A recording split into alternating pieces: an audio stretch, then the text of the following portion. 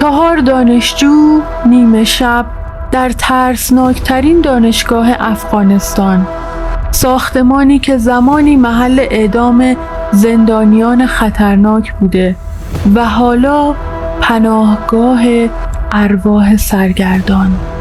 خاطره ای به شدت وحشتناک و مرگبار که نفست رو توی سینه حبس میکنه. من منصورم، دانشجوی دانشگاه کابل. اگه از کابل شنیده باشید میدونید که دانشگاه کابل یکی از بهترین هاست. قبول شدن توش سخته، اما فارغ التحصیلی از این دانشگاه از اونم سخت‌تر. استادای دانشگاه کابل دلشون از سنگه و وای به روزی که یکیشون ازت بدش بیاد.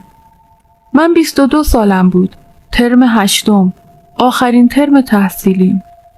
اگه این ترم رو پاس نمی کردم کل 1 سال زندگیم، تلاشم و پولم هدر می رفت. از ترم اول با 3 تا رفیق بودم: ابراهیم، شهیر و امیر. مثل خودم بیکار و شیطون. بیشتر از کتاب و جزوه زمین خاکی فوتبال دانشگاه رو بلد بودیم. برای همین بیشتر استادا ازمون بدشون می اومد. مخصوصا استاد صدیقی، مردی با قلبی سنگی. از بس اذیتش کرده بودیم آخر ترم تهدیدمون کرد که اگه کوچکترین اشتباهی توی امتحان داشته باشید نمره قبولی نمیدم. هممون ازش میترسیدیم. ترس از استاد صدیقی از ترس خود امتحان بیشتر بود. بنابراین وقتی امیر یه روز با نقشه عجیبش اومد هممون پذیرفتیم. امیر گفت سوالای امتحان رو از قبل آماده میکنن و میبرن توی دفتر رئیس دانشگاه. میتونیم شب بریم پشت بوم دانشگاه قایم شیم تا همه برن خونه. بعدش بریم دفتر رو از سوالا عکس بگیریم. شهیر که همیشه منطقی تر بود پرسید کلیدا رو از کجا میاری؟ ابراهیم با اون لبخند همیشگیش گفت آقا صفا، سرایدار ساختمون، رفیق پدرمه، یه نسخه از کلیدا پیش اونه، میتونم برم اتاقش و پنهونی کلیدا رو بردارم. من که همیشه ترسوتر بودم گفتم اگه نصف شب کسی اومد چی؟ نگهبانا چی؟ امیر دستی روی شونم زد و گفت نترس منصور، شبا هیچ کس تو ساختمون نمیمونه. فقط یه نگهبان پیره که هر چند ساعت یه دور میزنه، اونم اگه خوابش نبره. اما اون روز صبح که برای اجرای نقشه رفته بودم دانشگاه یه چیزی پیدا کردم که ترسمو 100 برابر کرد. چون امتحان نداشتم تا شب که دانشگاه خلوت بشه وقت زیادی داشتم.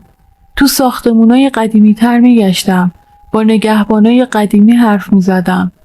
یه نگهبان پیر که 30 سال اونجا کار کرده بود با یه نفس عمیق گفت این دانشگاه قبل از اینکه دانشگاه بشه زندان بود. ساختمون رشته شما اونجا محل اعداما بود. کلماتش مثل یه خنجر یخی تو قلبم فرو رفت. ادامه داد ما خودمون شبا از صداهای عجیبش میترسیم. میگن روح اعدامیا شبا اونجا پرسه میزنن. میترسیدم ولی چیزی به بچه‌ها نگفتم. میترسیدم نقشه رو لغو کنن و من مجبور بشم جلوی استاد صدیقی شکست بخورم. ترس از امتحان از ترس از ارواح قوی تر بود. شب شد. هوا سرد بود و بوی خاک بارون خورده می اومد. با بچه ها رفته بودیم پشت بوم. زیر آسمون پرستاره روی قیرگونی سرد دانشگاه دراز کشیدیم و منتظر موندیم. دانشگاه 3 شیفت داشت: صبح، ظهر و شب. با رفتن آخرین دانشجویان شبانه کم کم دانشگاه تخلیه شد. در دانشگاه قفل شد. از پشت بوم تا چند کیلومتر فقط درخت بود و هیچ کس نبود. امیر بلند شد و گفت وقتشه بریم دفتر. بنابراین از پله‌های پشت بوم پایین اومدیم. راهروها با نور کمرنگ ماه که از پنجره‌های بلند میتابید روشن شده بود. سایه هامون بلند و کشیده بود. ساختمون 3 طبقه بود. طبقه اول کلاسای دانشجوهای جدید، طبقه دوم اتاق اساتید و طبقه سوم کلاسای ما بود.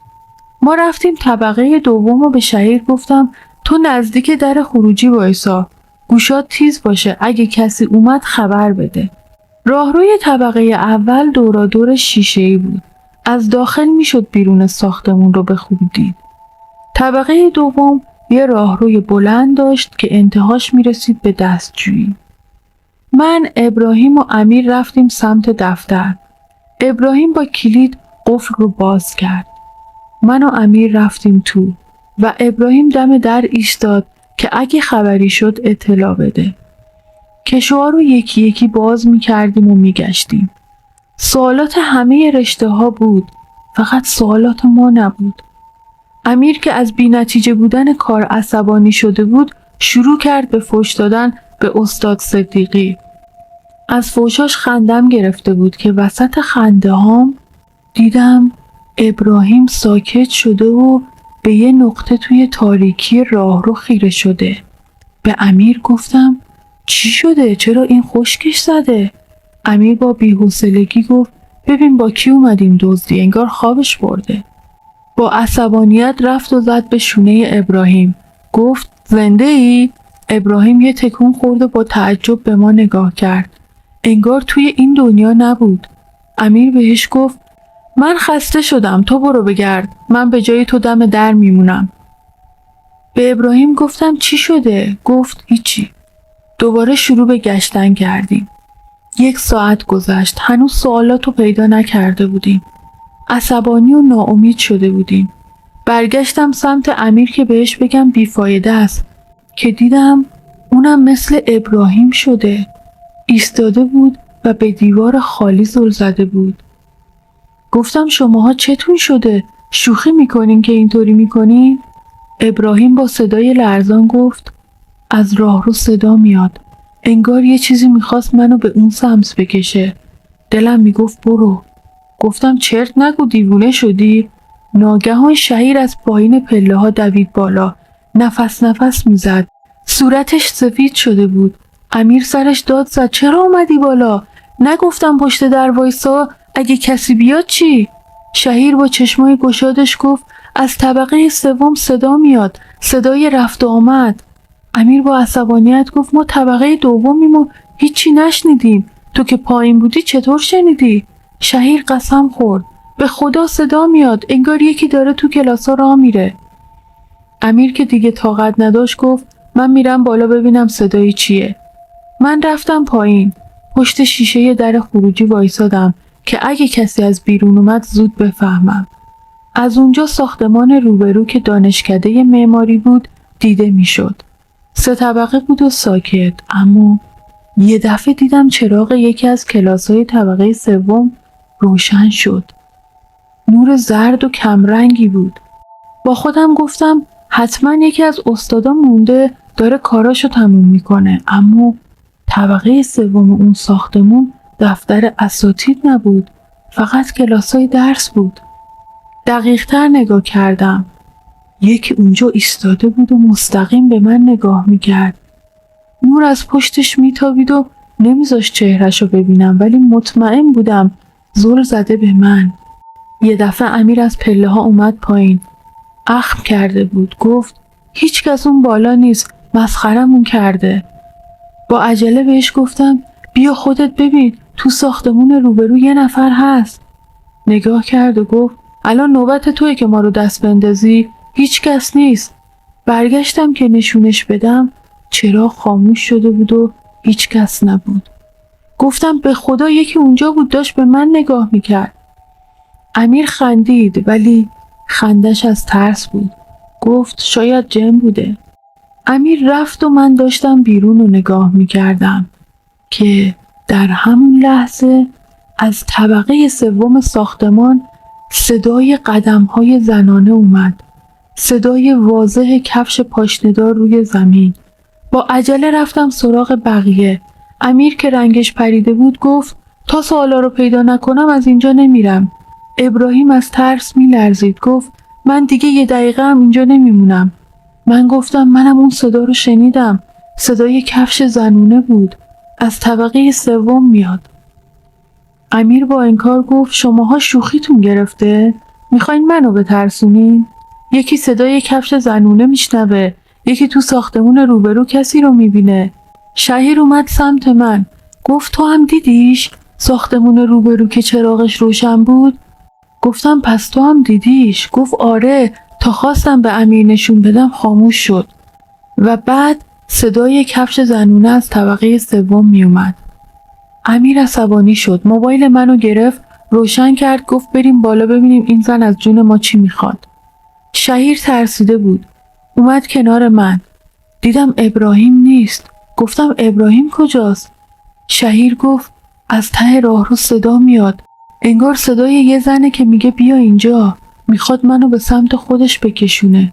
گفتم دیوونه شدی؟ خواستم برم انتهای راهرو سمت دستشویی دنبال ابراهیم. شهیر گفت نرو، هر جا رفته باشه خودش بر میگرده. ناگهان از بالا، از همون طبقه سوم، صدای جیغ امیر بلند شد. من و شهیر با ترس از پله ها بالا دویدیم. طبقه سوم تاریک و ساکت بود. در همه کلاسا قفل بود. هیچ کس بالا نبود. برگشتیم پایین دنبال امیر و ابراهیم میگشتیم که همون صدای پای زنونه از طبقه اول اومد. به شهیر گفتم من میرم پایین ببینم چه خبره. شهیر گفت منم میام، نمیتونم اینجا بمونم. رفتیم پایین. هیچ کس نبود. راهروی طبقه اول با نور ماه که از پنجره‌های بزرگ میتابید کمی روشن شده بود. هیچ کس نبود. یه دفعه صدای افتادن یه جسم سنگین اومد. برگشتم. شهیر روی زمین افتاده بود و دقیقاً روبروم چند متری اون طرفتر یه سایه سیاه ایستاده بود. سایه‌ای مثل دود سیاه و شبیه انسان داشت به ما نزدیک می شد. چشمای سیاه بدون حتی ذره سفیدی، ولی برق می زد. بدنم خوش شد. نمیتونستم نفس بکشم. اون دود سیاه نزدیکتر می شد. هر ثانیه حس خفگی بیشتر می شد. اون لحظه فقط آرزوی مرگ می کردم. نفسم داشت بند می اومد که ناگهان از بیرون محوطه نور شدید به داخل تابید و اون سایه به سمت بالا ناپدید شد. نفسم برگشت.